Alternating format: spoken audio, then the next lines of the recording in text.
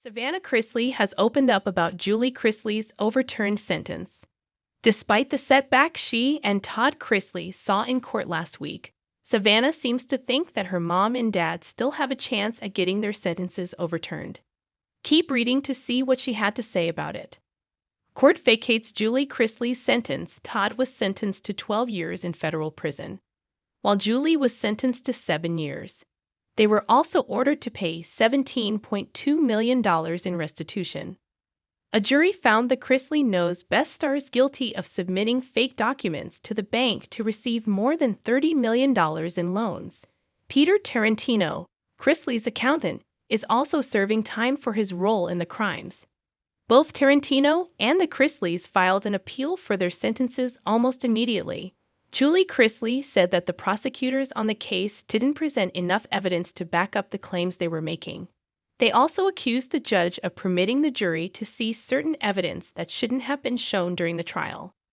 Last week, Todd and Julie Chrisley brought their case to the 11th Circuit Court of Appeals. While the court upheld the convictions for the two reality TV stars, they decided to vacate Julie's sentence to allow her to be resentenced. The alleged bank fraud and tax evasion scheme that landed the couple in prison started in 2006, and the court found that there is no evidence that Julie Chrisley played a role in any of it until 2007. Considering she didn't participate in the scheme the entire time with her husband, the court agreed that she should be resentenced. We're pleased that the court agreed that Julie's sentence was improper, but we're obviously disappointed that it rejected Todd's appeal. Alex Little said of the court's decision. Little is an attorney for Todd and Julie.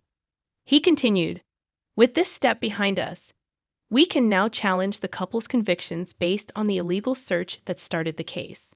The family appreciates the continued support they've received throughout this process, and they're hopeful for more good news in the future."